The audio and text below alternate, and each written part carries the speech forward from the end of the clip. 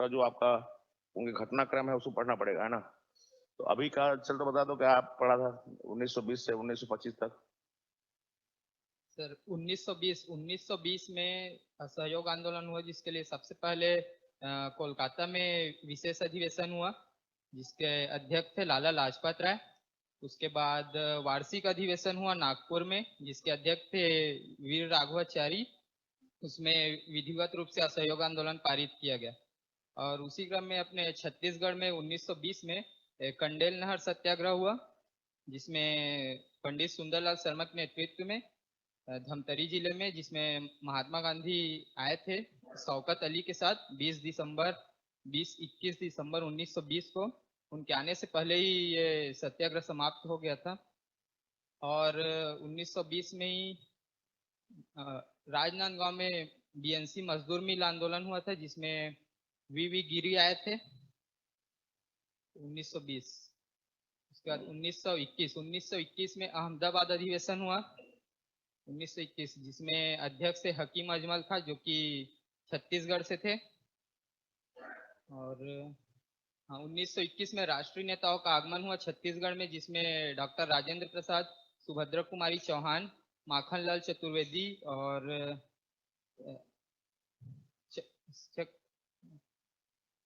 राजगोपालाचारी। हाँ। और सत्याग्रह आश्रम रायपुर में सुंदरलाल शर्मा के द्वारा खोला गया 1921 में। हाँ। और 1922 में गया अधिवेशन हुआ। गया अधिवेशन, जिसमें देश बंधु सीआर दास चित्रंजन दास अध्यक्ष थे। इसमें स्वराज दल के गठन के लिए मतलब प्रस्ताव लाया गया स्वराज दल के गठन का। और 1922 में ही छत्तीसगढ़ में 1922 में 5 फरवरी 1922 को उत्तर प्रदेश के देवरिया जिले में चौरा चौरी कांड हुआ, जिससे असहयोग आंदोलन की समाप्ति हुई। और उसी क्रम में जनवरी 1922 में अपने छत्तीसगढ़ के धमतरी सिहावा नगरी में जंगल सत्याग्रह हुआ।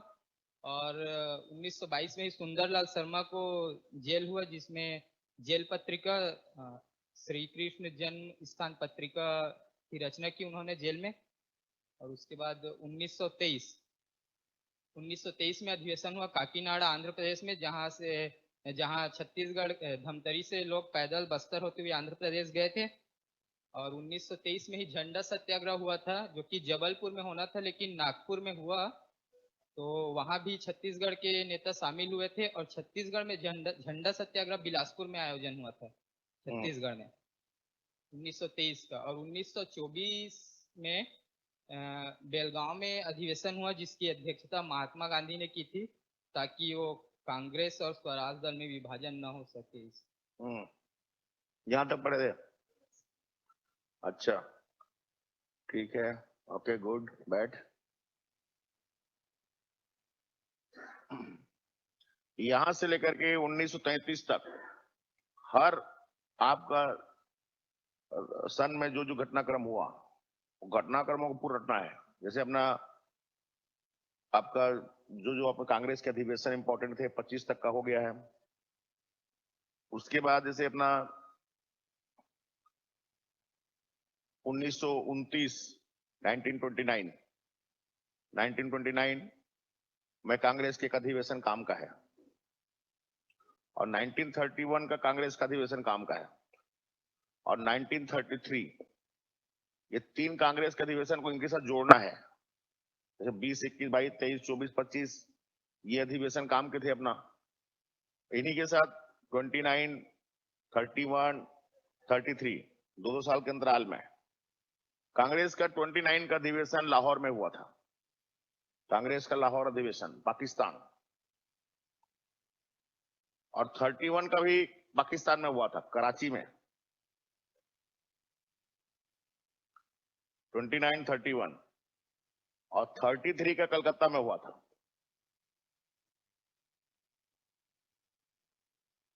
ट्वेंटी 9 का जो लाहौर अधिवेशन हुआ था, पंडित जवाहरलाल नेहरू इसके अध्यक्ष थे।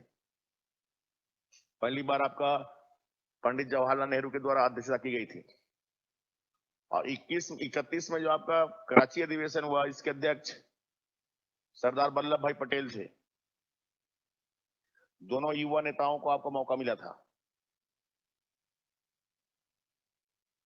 और 1933 में जो कांग्रेस का अधिवेशन हुआ, इसके अध्यक्ष नीली सेन गुप्ता थे।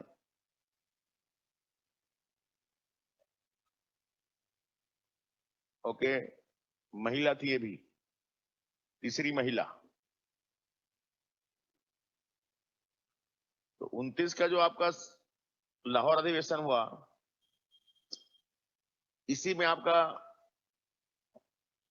स्वतंत्र भारत को अब स्वराज्य नहीं चाहिए, पूर्ण स्वतंत्रता चाहिए, पूरा इंडिपेंडेंस चाहिए। अब आपका औपनिवेशिक स्वराज की जो हम बात कर रहे थे अभी तक, औपनिवेशिक स्वराज की मांग किनारे हो गया और उसके जगह पर ले लिया आपका पूर्ण स्वतंत्रता।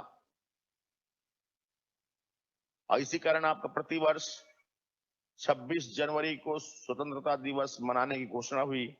और इसी कारण से 26 जनवरी 1930 से 15 अगस्त 1947 तक प्रतिवर्ष स्वतंत्रता दिवस की आज स्वतंत्रता दिवस मनाने की परंपरा शुरू हुआ।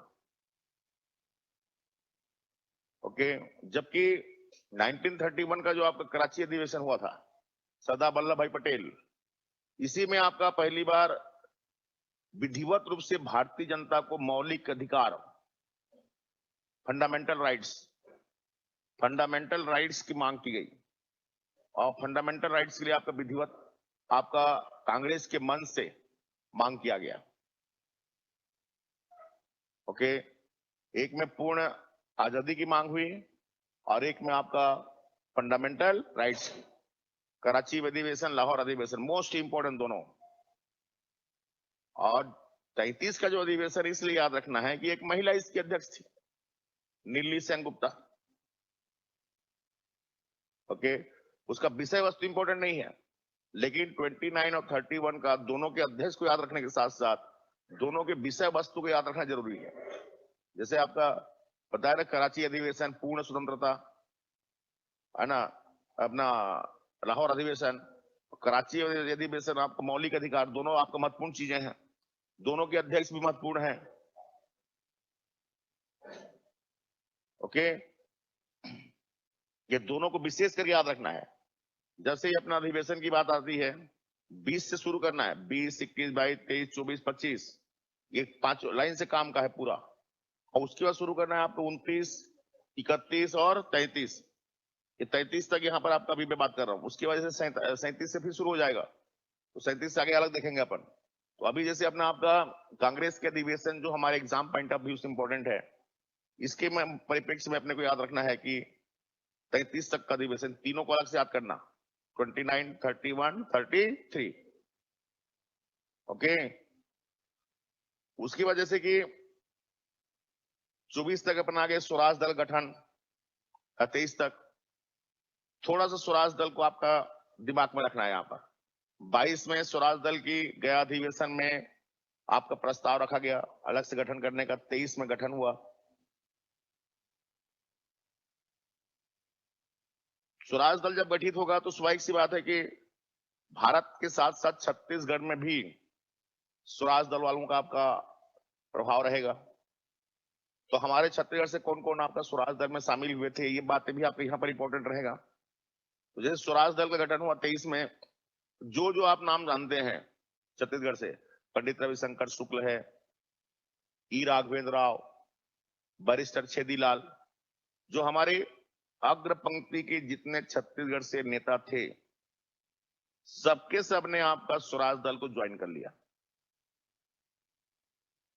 ओके, जैसे आपका घनश्याम सिंह गुप्त दुर्ग से हैं, बैरिस्टर छेदीलाल और ई राघवेंद्र राव दोनों बिलासपुर से हैं, रविशंकर शुक्ल आपका रायपुर से।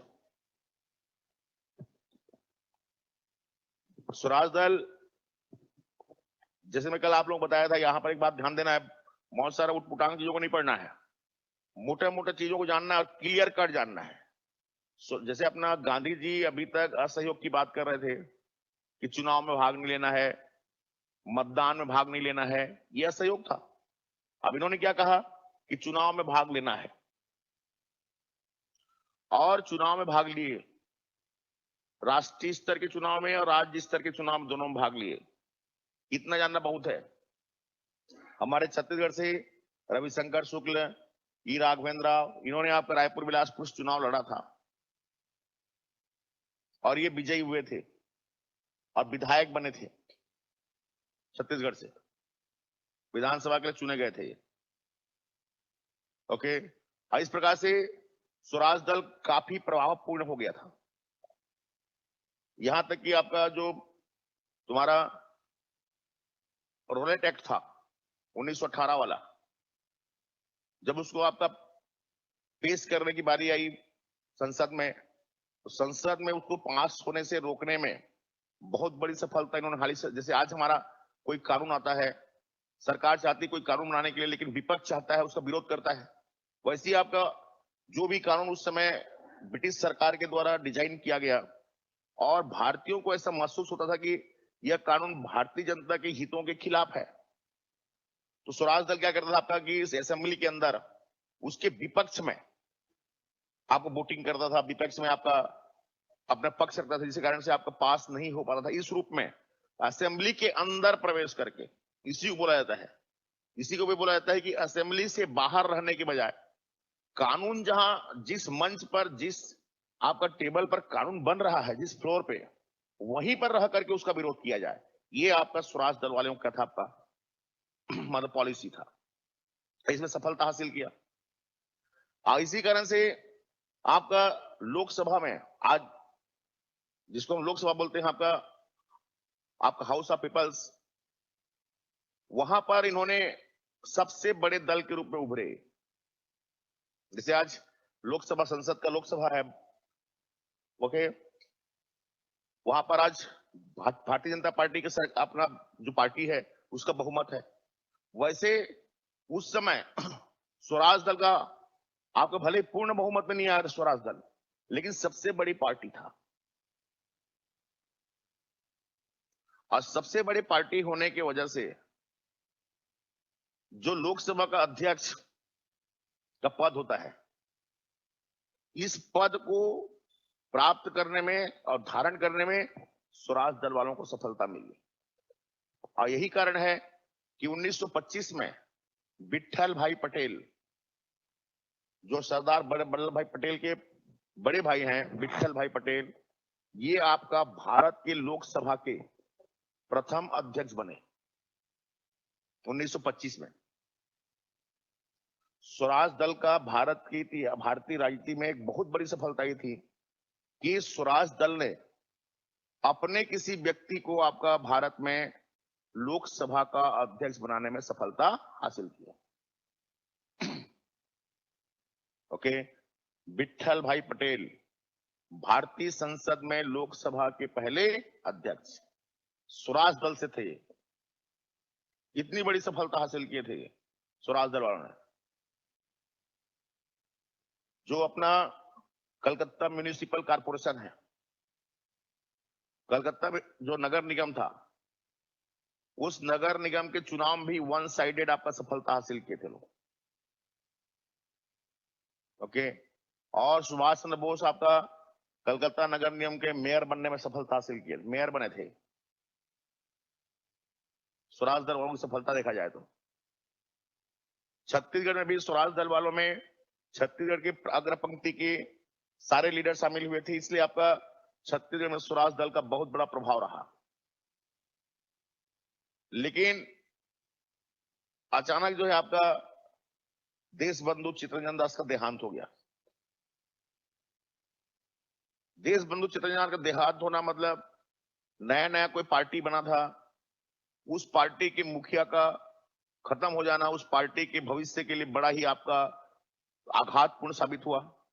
और यही कारण है कि 1926 का जब चुनाव हुआ आपका देश में, उस समय 3 साल में चुनाव होता था, तो 3 साल बाद जब चुनाव हुआ 26 के चुनाव में स्वराज दल बुरी तरह से आपका पराजित हुआ और यहीं से स्वराज दल का अस्तित्व क्या हो गया, आपका समाप्त हो गया।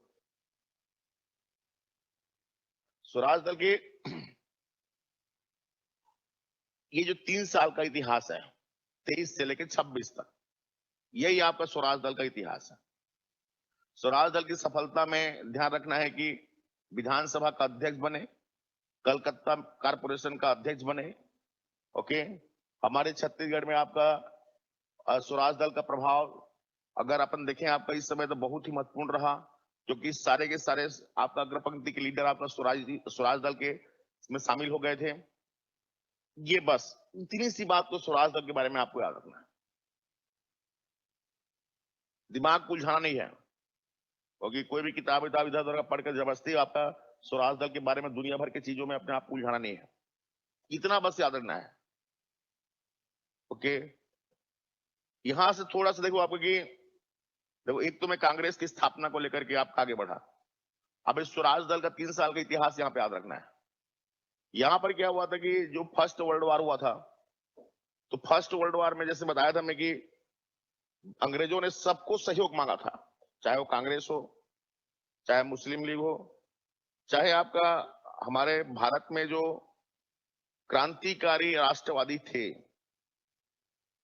तुम लोग बताया था मैं, जैसे अपना अभिनव भारत संस्था, अनुशीलन समिति, इस रूप में जो क्रांतिकारी राष्ट्रवाद एक अलग आपका स्ट्रीम चल रहा था कांग्रेस से अलग, उनसे भी सहयोग मांगे थे।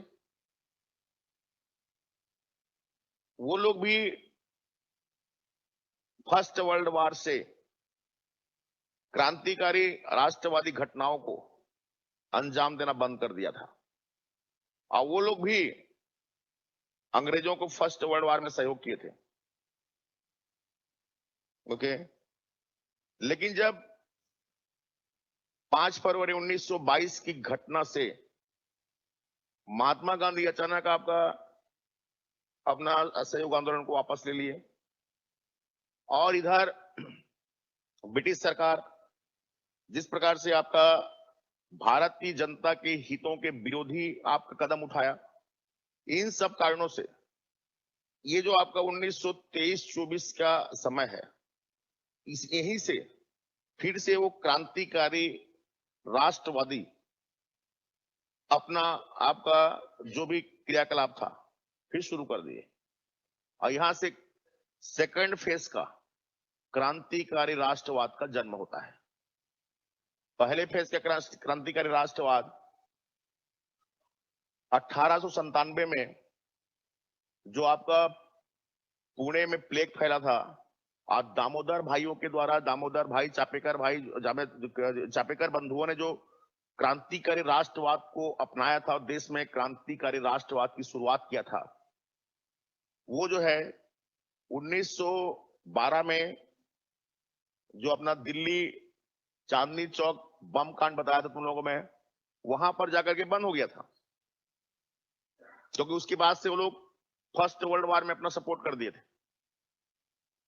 अब वहीं से क्रांतिकारी राष्ट्रवाद का फर्स्ट फेज कहा जाता है उसको, चापेकर बंधु, सावरकर बंधु, अनुशीलन समिति, अभिनव भारत, भारत माता सोसाइटी, इंडिया हाउस, तुमको बताया था ना, ये सब क्रांतिकारी राष्ट्रवाद भारत में का पहला फेज है।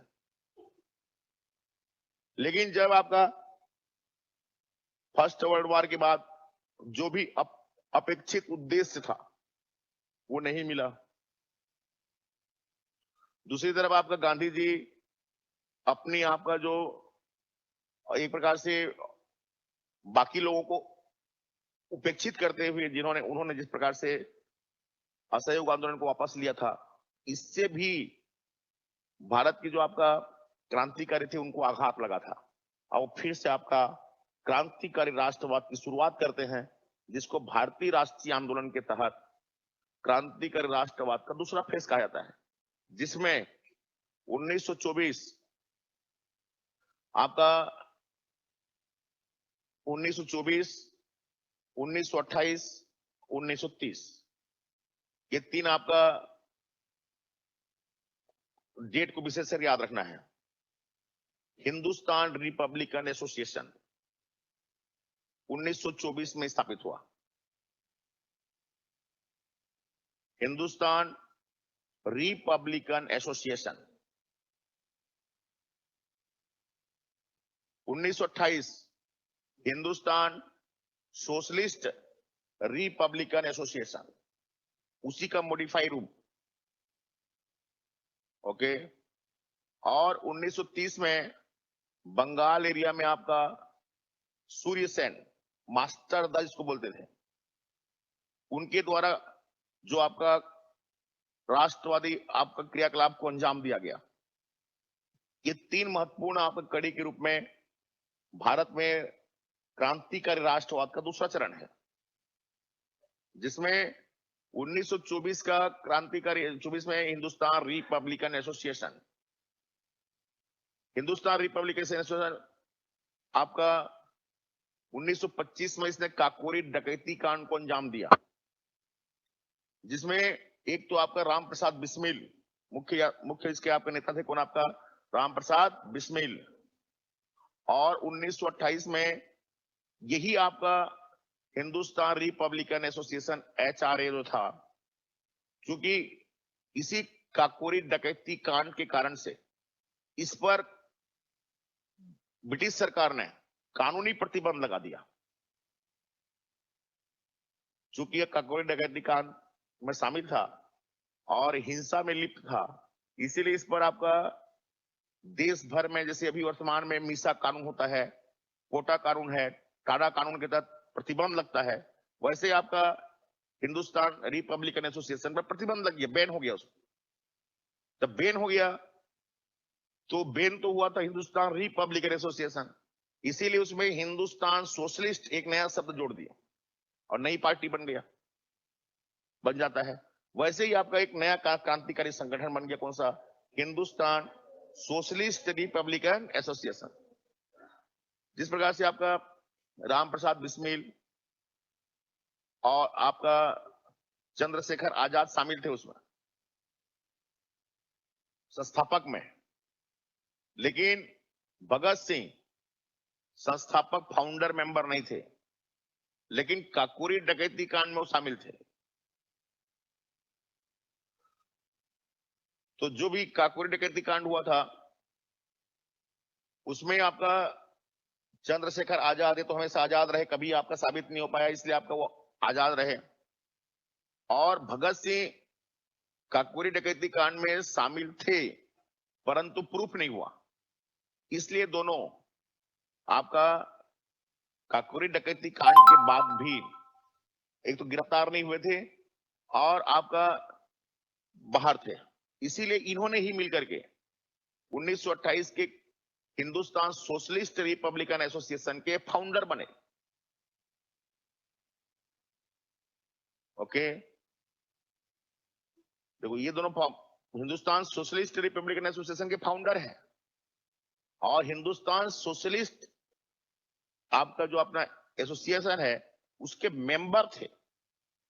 फाउंडर में राम प्रसाद बिस्मिल, अशफाक उल्ला खान, आपका तुम्हारा डॉक्टर अपना ये चंद्रशेखर आजाद, ओके, राजेंद्र लाहिड़ी, नाम को 2-4 लोगों का नाम, सबका नाम वैसे बहुत ज्यादा ट्रेस करके एकदम कंठस्थ बैठना नहीं है, वैसा प्रश्न नहीं आता है।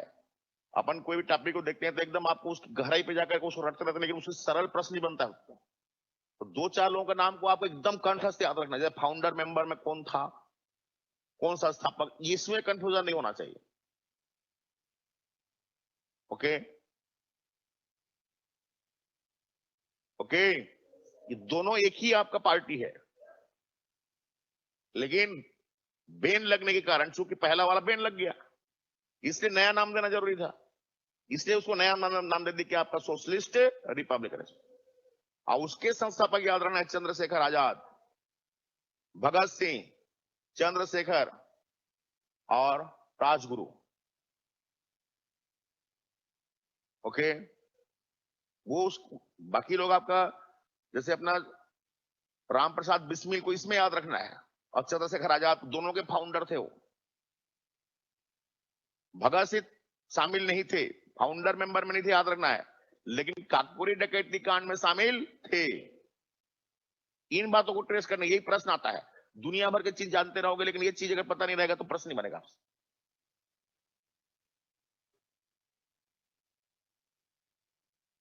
ओके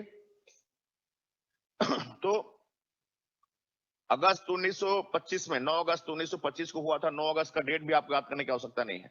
अगस्त भी याद करने की आवश्यकता नहीं, 1925 में काकोरी डकैती कांड हुआ था। इस कांड को अंजाम देने वाले हैं आपका हिंदुस्तान रिपब्लिकन एसोसिएशन, ये याद रखना है। और ये याद रखना है कि काकोरी नामक स्थान उत्तर प्रदेश में है, जिसमें उस समय आपका मुर्शिदाबाद से मतलब कलकत्ता से आपका राजकोष, भारत का जो राजकोष था वो आपका ट्रांसफर होता था आपका।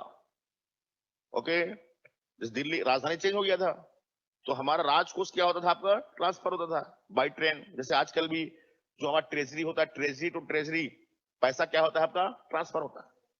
तो ऐसे उस समय आपके ट्रेन के माध्यम से राजकोष ट्रांसफर हो रहा था, तो काकोरी नामक स्थान पर उसको ट्रेन को रोक करके इन्होंने राजकोष को लूटने का प्रयास किया था, जिसको बोलते हैं काकोरी डकैती कांड।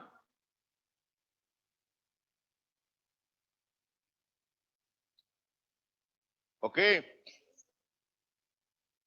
ये याद रखना है। इन्होंने अंजाम दिया था हिंदुस्तान रिपब्लिकन एसोसिएशन, गठन हुआ था 1924 में।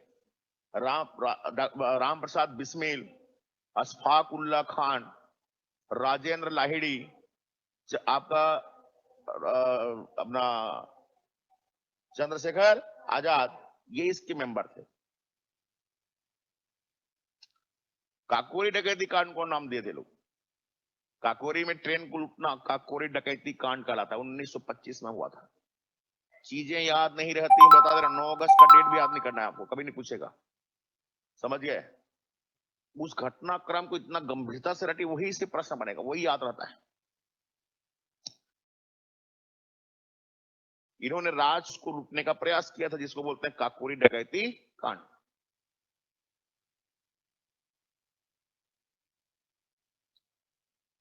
ओके,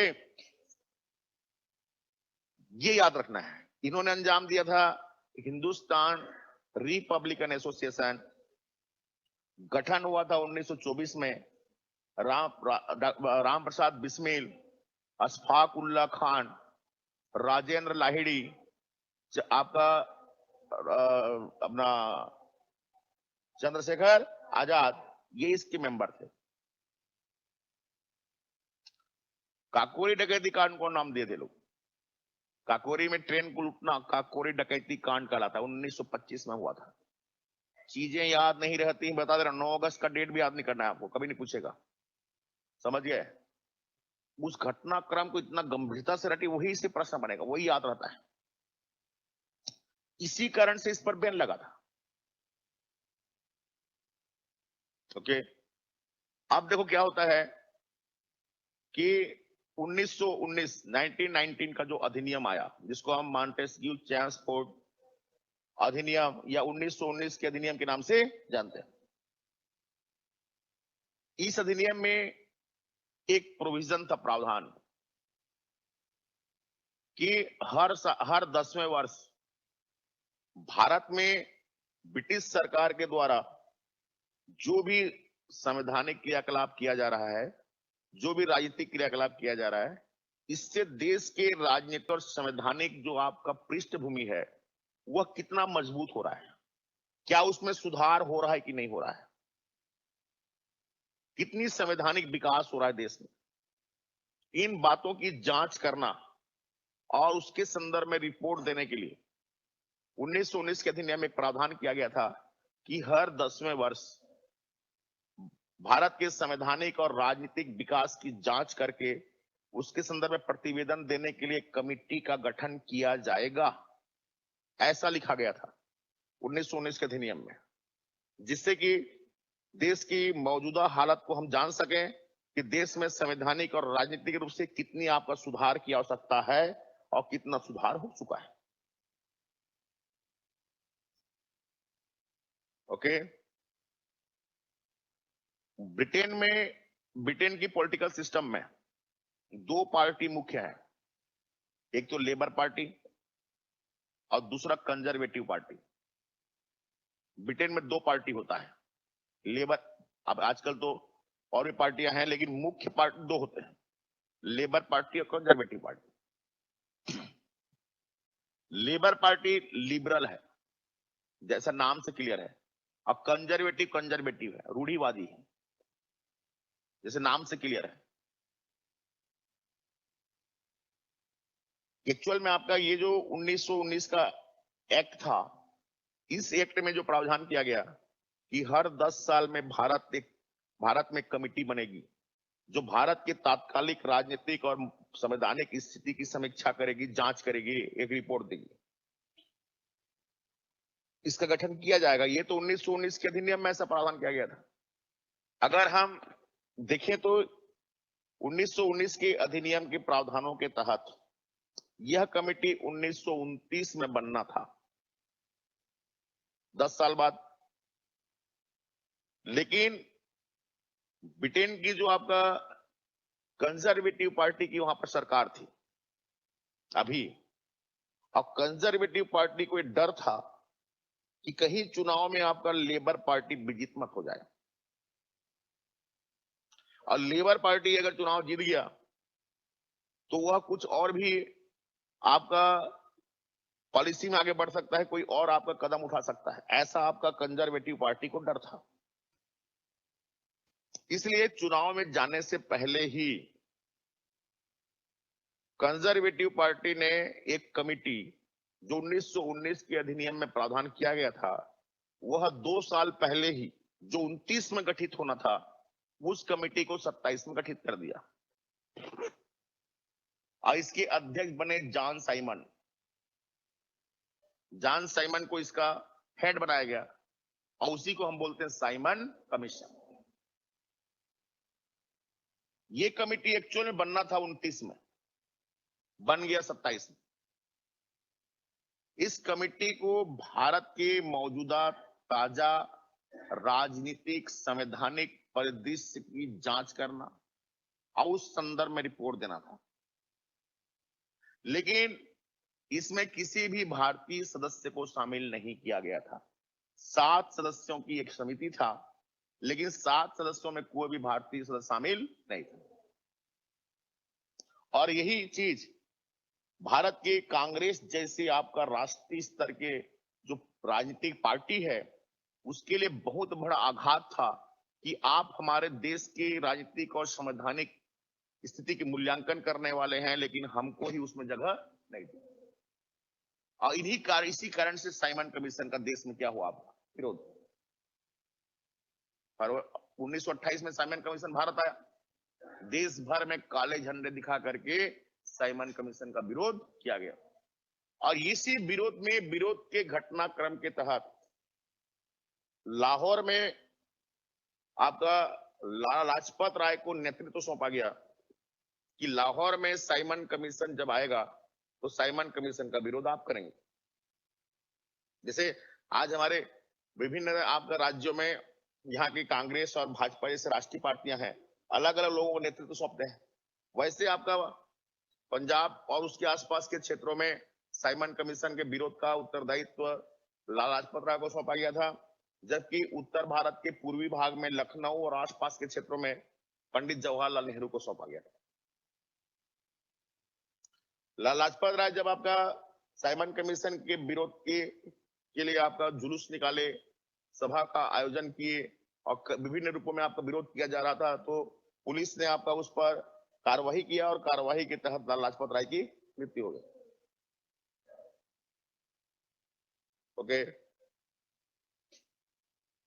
ये जो घटनाक्रम लाला लाजपत राय के साथ हुआ, यही हिंदुस्तान आपका सोशलिस्ट एसोसिएशन जो था 1924 का, उसके जो 2 मेंबर थे आपका चंद्रशेखर आजाद और भगत सिंह, उसके लिए नागवार गुजराए और उन्होंने फिर आपका अंग्रेजों से अपने तरीकों से बदला लेने की योजना बनाया।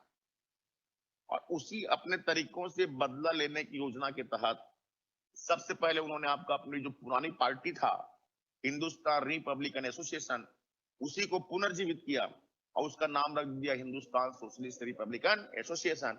और इसीलिए 1928 में इस पार्टी का क्या हुआ, दोनों को अलग अलग याद रखना है। हिंदुस्तान सोशलिस्ट रिपब्लिकन एसोसिएशन आपका साइमन कमीशन के विरोध में लाला लाजपत राय की मृत्यु की घटना से क्रांतिकारियों का फिर से जो आपका पुनर्जीवित हुए क्रांतिकारी, उसी की आपका क्या था, आपका एक परिणति था ये। इन्होंने फिर आपका लाहौर षड्यंत्र केस को अंजाम दिया। चीजों में उलझना नहीं है।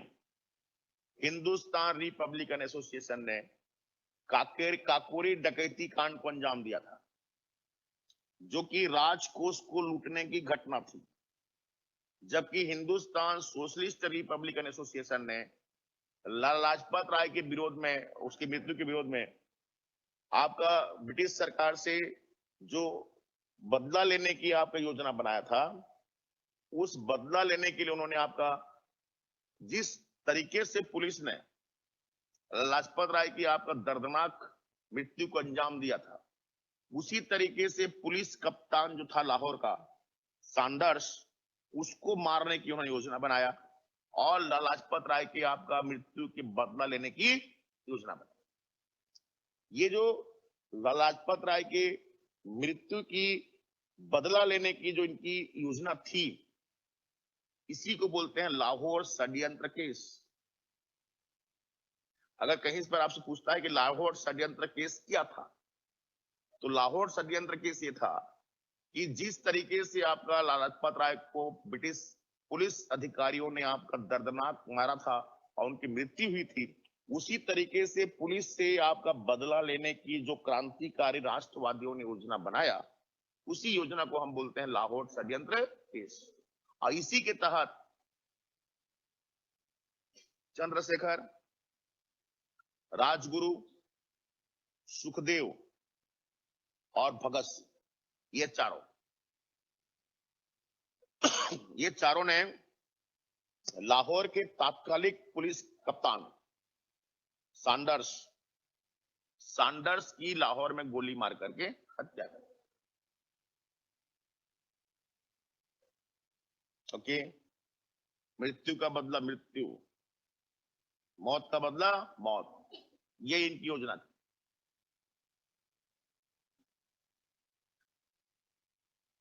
ये दोनों घटनाक्रम को अलग से याद रखना है।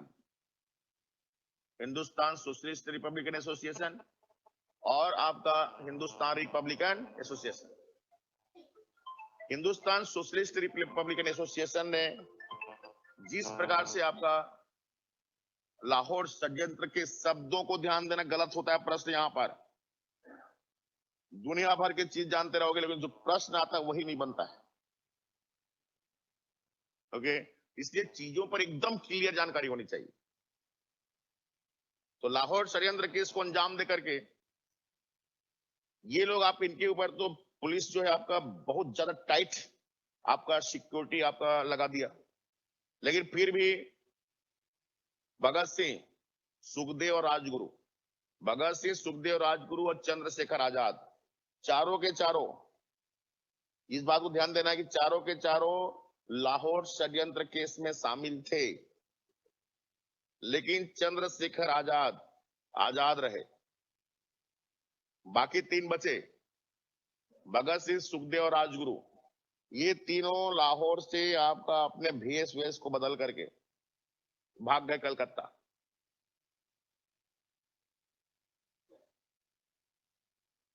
ओके, ये लोग कलकत्ता चले गए और कलकत्ता में फिर आपका इनके साथ जुड़ा जतीन दास और बटुकेश्वर दत्त, ये दोनों का नाम याद रखना है। जतीन दास और बटुकेश्वर दत्त, ये दोनों लाहौर षड्यंत्र केस में शामिल नहीं थे। ये दोनों लाहौर से जब ये लोग आप कलकत्ता पहुंचे तो कलकत्ता में इनके साथ शामिल हुए। जतीन दास केमिस्ट्री के प्रोफेसर थे जो वहां पर बम बनाना जानते थे। ये जब वहां पहुंचे तब उन्होंने आपका बम बनाया और बम बना करके फिर उन्होंने अपने कार्यवाही को आगे बढ़ाया, अपना योजना को आगे बढ़ाया। 1918 में रोलेट एक्ट आया था भारत में, अंग्रेजों ने लाया था, लेकिन अभी तक रोलेट एक्ट पारित नहीं हुआ था। ब्रिटिश सरकार रोलेट एक्ट को पारित करना चाहती थी, किसी भी हालत में पारित करने की योजना थी ब्रिटिश सरकार की। लेकिन जब स्वराज दल वाले थे तब तक उन्होंने आपका उसको पारित होने नहीं दिया, और अभी तक ये आपका पारित नहीं हुआ था। अब फिर आपका ब्रिटिश सरकार चाह रही थी कि रोलेट एक्ट पारित किया जाए, और उसको नाम दे दिया पब्लिक सेफ्टी बिल। अब रोलेट एक्ट को नाम मैं उसको थोड़ा मॉडिफाई कर दिए थे, और उसका नाम था पब्लिक सेफ्टी बिल। था वही रोलेट एक्ट, अलग नहीं है। रोलेट एक्ट को ही अंग्रेजों ने बाद में नाम दिया पब्लिक सेफ्टी बिल, और इसको पब्लिक सेफ्टी नाम देकर के जनता को गुमराह करके, जनता का समर्थन लेकर के पारित करके अपने उद्देश्यों को पूरा करना चाहते थे अंग्रेज। और इसी रूप में अब फिर वो आपका उसको पार्लियामेंट में पेश करके पारित करने की उसकी उनकी योजना थी अंग्रेजों की, ब्रिटिश सरकार की। ओके, और इसके लिए उन्होंने आपका योजना बनाया था कि 1929 में इसको पार्लियामेंट से पास किया जाए। यहां पर दो बातें महत्वपूर्ण है। इसको नाम, एक तो नाम याद रखना है पब्लिक सेफ्टी बिल, यही रोलेट एक्ट था। दूसरी बात याद रखना है कि भगत सिंह, सुखदेव, राजगुरु और आपका अपना जो ये चारों थे, ये चारों जब आपका लाहौर षड्यंत्र केस को अंजाम दिए आपका पंजाब में, लाहौर में, और वहां से कलकत्ता चले आए, तो इनको ढूंढने के लिए ब्रिटिश सरकार, ब्रिटिश पुलिस जो टीम था, वहां की जनता को इतना प्रताड़ित किया था कि जनता उससे बहुत परेशान हो गया था। लाहौर की जनता, वो लोग हर किसी को जाके पूछ रहे हैं भगत सिंह कहाँ है, जानते हो क्या, कौन शामिल था, कैसा है। जैसे किसी गांव में आपका आज कोई घटना हो जाती है, तो लोग आपका उस व्यक्ति को खोजने के बजाय उस गांव के लोगों को इतना परेशान करते हैं कि गांव का आदमी जो पुलिस से भागने लगता है। सेम लाहौर की जनता में खौफ, पुलिस के प्रति खौफ आ गया था, एकदम डर गए थे लाहौर की जनता। और लाहौर की जनता ये बात बोल रही थी अब कि ये ससुरे जितने भी आपका भगत सिंह, राजगुरु, सुखदेव हैं, ये सब आपका आते हैं, क्रांतिकारी घटनाओं को अंजाम देते हैं और गायब हो जाते हैं। अब परेशान उनके एवज में आम आदमी होता है। इस प्रकार से आम आदमी का जनाधार, पब्लिक सपोर्ट धीरे धीरे आपका हिंदुस्तान रिपब्लिकन एसोसिएशन खोते जा रहा था। भगत सिंह की आम आदमी की जनाधार खोते जा रहा था। भगत सिंह से लोग आपको धीरे से परेशान होने लगे थे कि ये आपका घटनाओं को अंजाम दे, खुद तो गायब हो जाता है, फंस जाते हैं हम लोग। ओके, इसलिए वो कई ऐसे अवसर की तलाश में थे जहां पर हम कोई भी घटना को अंजाम दे रहे हैं तो उस घटना की जवाबदारी हम खुद लें। आज आप देखते हैं नक्सलाइट किसी को मारते हैं, या कोई आतंकवादी जैसे आपका जैसे मोहम्मद है, या कोई भी आपका पार्टी मतलब आतंकवादी संगठन किसी को मारता है, कहीं बम विस्फोट को अंजाम देता है, तो अगले दिन पेपर में उसकी जवाबदारी लेता है। इस घटना को हमने, लश्कर तोयबा जवाबदारी लेता है कि मैं मुंबई आपका बम कांड का जवाबदारी लेता हूं, इस घटना को अंजाम देने वाला मेरा संगठन है, ऐसे जवाबदारी लेते हैं। इस प्रकार से जवाबदारी लेने की परंपरा यही शुरू होता है। अगर ऐसी जवाबदारी नहीं लेंगे तो कल उसके प्रति लोगों का विश्वास क्या होता जाएगा, लोगों का आपका समर्थन क्या होता जाएगा, टूटते जाएगा। तो ऐसे ही एक घटना को एक अवसर की तलाश में था भगत सिंह, ताकि वो साबित कर सके कि अब अगर कोई घटना को हम अंजाम दे रहे हैं तो उसकी जवाबदारी भी हमारा है। और दूसरी बात, बार बार आपका ब्रिटिश सरकार जो है रोलेट एक्ट लेके आ रही है, रोलेट एक्ट को लेके आ रही है, पब्लिक सेफ्टी बिल को पेश कर रही है, और आपका जनता के विरोध को अवहेलना कर दे रही है। ये दोनों बात की तलाश में है। ऐसे समय में आपका ब्रिटिश सरकार ने आपका पब्लिक सेफ्टी बिल को संसद में पेश करने की योजना बनाया। तभी आपका जतिन दास बम बनाया था, उस बम को लेकर के भगत सिंह और बटुकेश्वर दत्त, नाम ध्यान देना है, इसमें सुखदेव राजगुरु शामिल नहीं थे, भगत सिंह और बटुकेश्वर दत्त, ये दोनों संसद में पहुंच गए। जैसे आज हमारा पार्लियामेंट बिल्डिंग है, वहां पर लोकसभा की मीटिंग चल रही है, बैठक चल रही है, वहां पहुंच गए। उस समय इतनी सिक्योरिटी नहीं था, ये पहुंच गए लोग अपने हिसाब से योजना बना करके। और जैसे ये क्लास में आप आगे बैठे हुए हैं, पीछे का बेंच खाली है, ऐसे खाली जो बेंच था, उस खाली बेंच में लोग पहुंच गए, बैठ गए वहां पर, और वहां पर वो जो बम लेके गए थे, उस बम को खाली बेंचों में फोड़ दिया। ओके, ये जो घटना है, इसी घटना को बोलते हैं असेंबली बम कांड। असेंबली बम कांड 1929 में हुआ था। इस घटना के तहत भगत सिंह और बटुकेश्वर दत्त ने संसद बिल्डिंग के अंदर जाकर के खाली बेंचों में आपका बम फोड़ने की योजना थी। इस बम विस्फोट करने की योजना का उद्देश्य किसी व्यक्ति को मारना या हताहत करना नहीं था। चीजों को, शब्दों को ध्यान देना है। इसका उद्देश्य किसी को नुकसान पहुंचाना, किसी को मारना, इसका उद्देश्य नहीं था। और इसीलिए उन्होंने बम फोड़ने की योजना बनाया था खाली बेंचों पर। खाली बेंचों में बम फोड़ते उन्होंने बोला था, जब बम फूटा तो इनका वहीं पर खड़े हो गए ये लोग, बम को फोड़े और भागे नहीं वहां से, बम को फोड़ करके खड़े हो गए और खुद को गिरफ्तार करवाए। इसलिए करवाए क्योंकि वही लाहौर का जो आपका उनके ऊपर आरोप था कि घटना को अंजाम देके भाग जाते हैं, तो आरोप लगती जनता के ऊपर। उससे अपने आप को आपका और जनता को भरोसा दिलाने के लिए बम फोड़े और खुद खड़े हो गए। अब बोले कि बम फोड़ दिए, खुद चिल्ला रहे हैं और खुद अपने आप को अरेस्ट करवा रहे हैं। इनका उद्देश्य था, एक तो बम फोड़ने के बाद बोले कि बहरों को सुनाने के लिए धमाके की आवश्यकता होती है। कहने का मतलब कि ब्रिटिश सरकार को 1918 से अभी तक हम आपका इस बात के लिए विरोध कर रहे हैं कि आप पब्लिक सेफ्टी बिल या आपका जो रॉयल टैक्स है उसको पारित न करें, लेकिन अभी तक आपका ब्रिटिश सरकार सुन नहीं रही है। तो उसको सुनाने के लिए, उसको आपका उसका मनाने के लिए अभी तक हमारे जनता की आवाज को आपका सरकार निग्लेक्ट कर रही है। तो उसको रोकने के लिए कहीं ना कहीं हमको धमाके की, आवाज की, विरोध की, बल प्रदर्शन की आवश्यकता होती है। करके उन्होंने नारा दिया कि आपका इसका उद्देश्य क्या था आपका, कि बहरों को सुनाने के लिए धमाके की आवश्यकता होती है, ताकि जैसे कोई घटना घटी, ऐसा घटना घटा, किसी को नहीं मारा गया लेकिन घटना तो घटी है ना, तो घटना घटी तो क्यों घटी करके देश भर में चर्चा तो होगी कम से कम, इसलिए इसको फोड़ा गया था।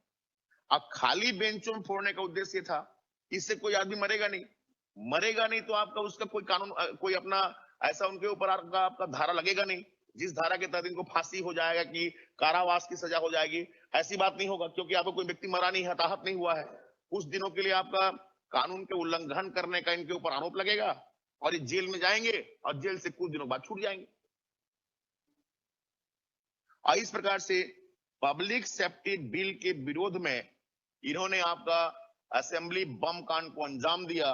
अंजाम देने वाले में थे भगत सिंह और बटुकेश्वर दत्त, जिन्होंने संसद के अंदर प्रवेश करके खाली बेंचों पे बम फोड़ा और बम फोड़ करके आपका एक तो पब्लिक सेफ्टी बिल के पास होने का विरोध किया था, और दूसरी बात, जो अभी तक आपका इनके प्रति जनता का विश्वास उत्पन्न हो रहा था, उसके उत्तरदायित्व लेने का इन्होंने क्या किया, परंपरा शुरू किया।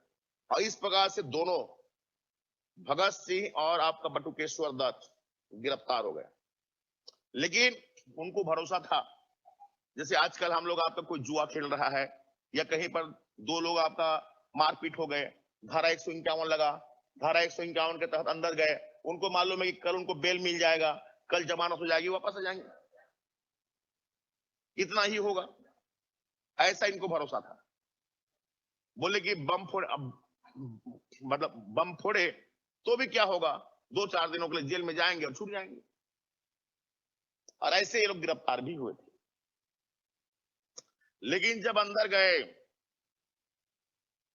तो मुखबिरी हो गई इनके ऊपर, और इनके ऊपर जेल के अंदर रहते रहते लाहौर षड्यंत्र केस का आरोप लग गया। जेल गए थे लोग आपका असेंबली बम कांड के तहत, शब्दों को ध्यान देना, बार बार बोल रहा हूं। गिरफ्तार हुए थे लोग असेंबली बम कांड के तहत, लेकिन जेल में इनके ऊपर आपका आरोप लगा लाहौर षड्यंत्र केस का। और फिर जो भी लाहौर षड्यंत्र केस के इनके साथी थे वो भी गिरफ्तार हुए, सुखदेव, राजगुरु, जतिन दास, ये सब गिरफ्तार हुए। और इन सब पर फिर लाहौर षड्यंत्र केस के मुकदमा लगा इनके ऊपर, और उनका मुकदमा चला। पब्लिक से मतलब जो अपना असेंबली बम कांड था वो तो साइड हो गया। अब मुख्य आपका मुकदमा क्या हो गया, आपका लाहौर षड्यंत्र केस। सब गिरफ्तार हुए, छानबीन हुआ, दुनिया भर की रिपोर्ट तैयार हुई। ये लोग जेल के अंदर गए, क्रांतिकारी लोग थे, इनका खून ही, इनका जीवन ही देश के लिए समर्पण, देश के आम जनता के लिए हितों की अभिवृद्धि करना, सुधार करना इनका उद्देश्य था। जेल के अंदर जाके देखिए, जेल में कैदियों को जिस प्रकार से रखा गया था, कैदियों को जिस प्रकार से खाना पानी पीना दिया जा रहा था, उसको देख करके इनको आपका बहुत बड़ा संतोष हुआ इनके मन में कि हमारे भारतीय आपका कैदियों के साथ ऐसा व्यवहार किया जा रहा है। एकदम जानवर की भांति उनको रखा गया है, जानवरों की भांति उसको ट्रीट किया जा रहा है। और ये लोग अंदर जाकर के भी क्रांतिकारी क्रियाकलापों को अंजाम देना शुरू कर दिए। बाहर में थे तब तक भारत के देश के लिए क्रांतिकारी योजनाओं को अंजाम तो दिया, लेकिन जब अंदर गए तो अंदर में भी इनकी वही क्रियाकलाप था।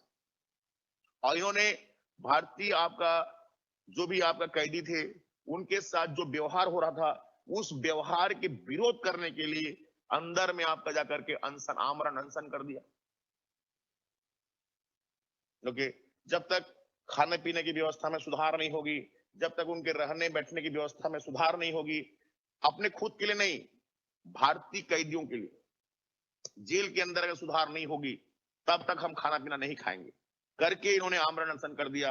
और इसी आमरण अनशन में 64 दिन तक उपवास रहने के कारण जतिन दास का जेल के अंदर में मृत्यु हो गया। 64 दिन तक खाना पीना नहीं खाए थे। कि चीजों को क्लियर कट ध्यान देना है। जतिन दास की मृत्यु हुआ था। बार बार पूछा जाने वाला प्रश्न है, किस आरोप के तहत जेल गए थे? असेंबली बम कांड के तहत। आरोप लगा बाद में कौन सा? लाहौर षड्यंत्र केस। और जतिन दास की मृत्यु हो गई।